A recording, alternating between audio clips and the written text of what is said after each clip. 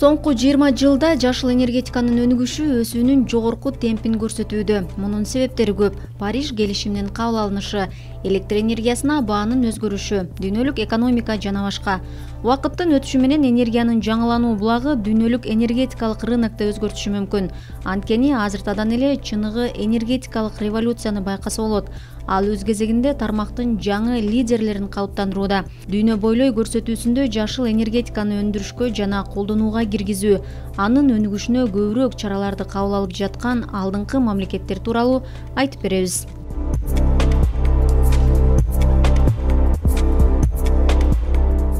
Өндүрүлгөн жашыл энергетиканын абсолюттук көлөмү боюнча Кытай дүйнөдө биринчи орунда турат. Тагыраагы дүйнөдөгү жашыл энергиянын 23%-ын өндүрөт. Бирок бул Кытай базарынын өзү үчүн абдан эле жетишсиз. Кытай абаны кирдеткен мамлекет катары эсептелет жана дүйнөдөгү мунайдын эң ири импорттоочусу. 2020 жылдын июнь айында эле Пекин рекорддук көлөмдө 53,18 миллион тонна мунайды сатып алган. Өлкө күнүнө болжол менен 14 миллион баррель керектейт. 2015 жылдын башында күчүнө кирген айлана чөйрөнү коргоо боюнча жаңы мыйзам бийликтин ыйгарым укуктарын кеңейтип, ири өлчөмдө айып пул салууга жана мыйзам бузган ишканалардын мүлкүн конфискациялоого мүмкүнчүлүк берет. Ошондой эле негизги булгоочу заттар автоматташтырылган өлчөө жабдыктарын орнотууга жана булгануу жөнүндө маалыматтарды жарыялоого милдеттендирилген. Жыйынтыгы эң жакшы. Энергиянын жаңылануу булагы боюнча эл аралык агенттиктин эсептөөсүндө 2008-2018 жылдар аралыгында Кытайда шамал энергиясынын кубаттуулугу 22 эсе, ал эми күн энергиясы дээрлик 700 эсеге өстү. Дүйнөдөгү ири күн модулун чыгарган 6 компаниянын 5-өө Кытайдын аймагында жайгашканын да айта кетүү керек. Ошондой эле Кытайды шамал турбиналарын жана литий иондорун ири көлөмдө өндүргөн өлкө деп айтууга болот. Бул багытта Кытай мурунку лидерлер АКШ жана Япониядан ашып түштү.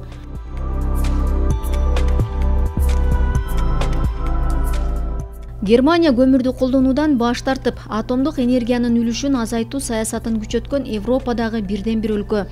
Германия орнотулган кубаттуулук боюнча дүйнөдө Кытай менен АКШдан кийинки 3-чү орунда турат. Шамал энергетикасын колдоо боюнча биринчи өкмөттүк программа 1989 жылы пайда болгон. 2015 жылы болсо өлкө бир күндө кайра жаралуу энергия булактарынан электр энергиясына болгон керектөөнү 78%га жеткирип рекорд койгон. Калыбына келүүчү энергиянын жардамында электр энергиясын өндүрүү көрсөткүчтөрү чындыгында эле өтө таң калыштуу. Фраунгофердеги күн энергиясы тутуму институтунун анализине ылайык 2019 жылы бул көрсөткүч 46%га жетип, кээ бир күндөрү 65%га чейин көтөрүлгөн. Муну менен Германия көмүр кычкыл газын бөлүп чыгарууну 50 миллион тоннага же 7%га азайта алды. Ал эми 2020 жылдын биринчи кварталында жаңыланып туруучу энергия булактары өлкөдө өндүрүлгөн баардык электр энергиясынын жарымынан көбүн же 51,2%-ын камсыз кылды. 2050 жылда керектөөчү энергиянын 80% калыбына келүүчү энергиядан алуу боюнча бийликтин планы бар. Германияда күн энергиясын өндүрүүнүн өзгөчөлүгү панелдердин дээрлик 90% турак жайдын чатырына орнотулгандыгында.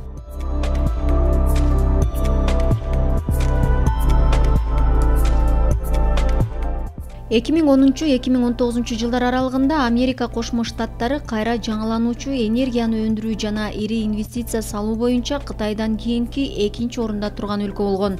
Бул максаттарга 356 миллиард доллардан ашык каражат бөлүнгөн. Системаны субсидиялоонун ар кандай программалары иштеп чыгуучуларга ушул багытта өз долбоорлорун ишке ашырууга мүмкүнчүлүк берди. Күн энергиясын инвестициялоодо салык насыясы өзгөчө популярдуу деп эсептелет. Ал алгач 2006 жылы киргизилген, андан кийин бир нече жолу узартылып, 2015 жылдын аягында аны колдонуу мөөнөтү 2023 жылга чейин көбөйгөн. Шамал станциялары үчүн салык жеңилдиги да күн энергиясынан аз эмес кызыктуу. Өндүрүлгөн ар бир киловатт-саат электр энергиясы үчүн $0,15 алышат. Бул жеңилдик 10 жыл бою иштейт. Өлкө жарандарынын кызыгуусунун жана өкмөттүн колдоосунун аркасында 2019 жылы кайра жаралуучу энергия булактарындагы энергияны пайдалануу 1885 жылдан бери биринчи жолу көмүрдү пайдалануудан ашкан. АКШнын энергетика министрлигинин маалыматы боюнча 2018 жылга салыштырмалуу өлкөдө көмүр керектөө дээрлик 15%га кыскарып, ал эми жашыл энергияны керектөө 1%га көбөйгөн. Ошол эле учурда көмүрдөн электр энергиясын өндүрүү акыркы 42 жылдагы эң төмөнкү деңгээлге түшкөн. Аналитиктердин божомолунда алдыдагы 10 жылдыкта Европа эмес, Америка Кошмо Штаттары энергияны сактоочу кубаттуулуктун эң чоң өсүшүн көрсөтөт. Мындай кубаттуулуктун жалпы өсүшүнүн 49% АКШга туура келет.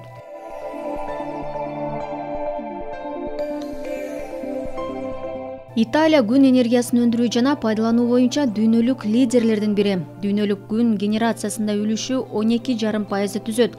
Италияда күн энергиясынын баасы көмүрдүн баасы менен бирдей. Жашыл энергияны пайдалануу 2003 жыл башталган. Тармакты дотациялоо жылына 10 миллиард еврого чейин жеткен. 2005-2010 жылдар аралыгында өлкө күн станцияларынын жардамында өндүрүлгөн энергияны мыйзам менен субсидиялаган. Акыркы жылдары өсүш сезилерлик кыскарды. Бирок баары бир Италия күн энергиясын өндүрүүчүлөрдүн баш сабында. Анын жардамында калктын 9% керектөөсүн жабат. Италияда күн энергиясы жарык, жылуу суу, турак жайды жылытуудан сырткары унаалардын да энергия булагы болууда. 2017 жылы өлкөдө энергиянын жаңы булагы менен азыктанган унаалар 30,7%га өскөн. 2020 жылы 115 000 электромобилдер пайдаланылууда. Мамлекет 2022 жылга чейин өлкө аймагында 14 000 ток берүүчү станцияларды орнотууну мерчемдеп жатат.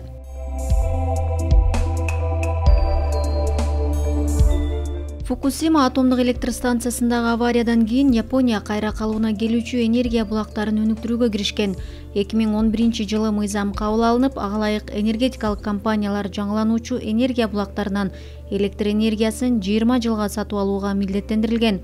Ошол эле маалда 2010 жылдан 2019 жылга чейинки аралыкта Япония кайра калууна келүүчү энергия өндүрүшүнө инвестиция салган дүйнөдөгү 3-өлкө болду.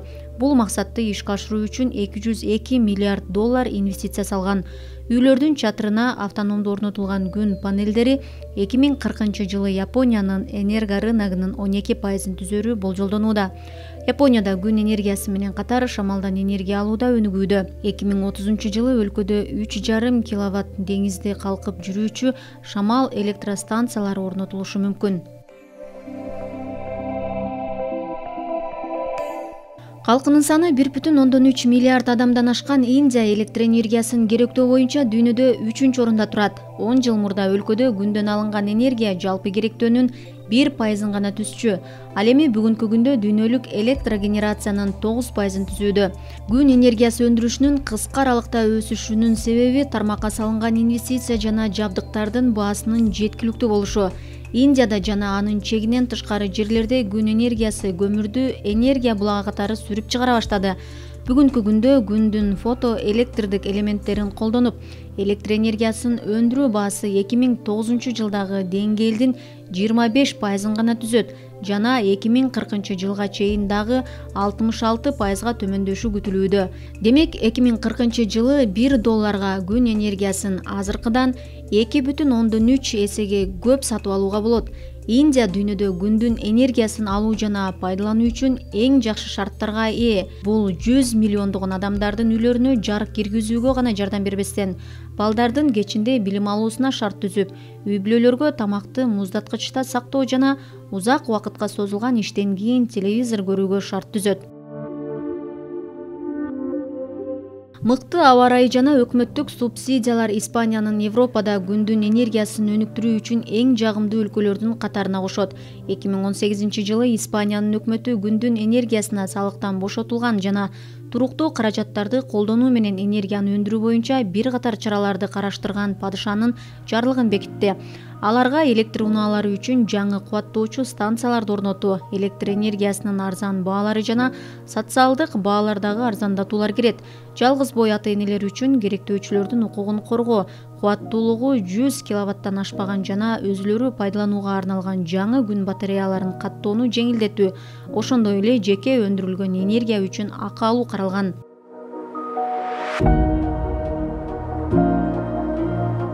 Дүйнөдө акыркы 5 жылда энергетика тармагындагы жылдык өсүш орто эсеп менен 50% түздү. Күн радиациясынын негизинде алынган энергия гипотетикалык жактан 2050 жылга чейин адамзаттын электр энергиясына болгон муктаждыгынын 20-25%ын канааттандырып, көмүр кычкыл газынын бөлүнүшүн жыл сайын 6 миллиард тоннага азайтууну камсыз кылат.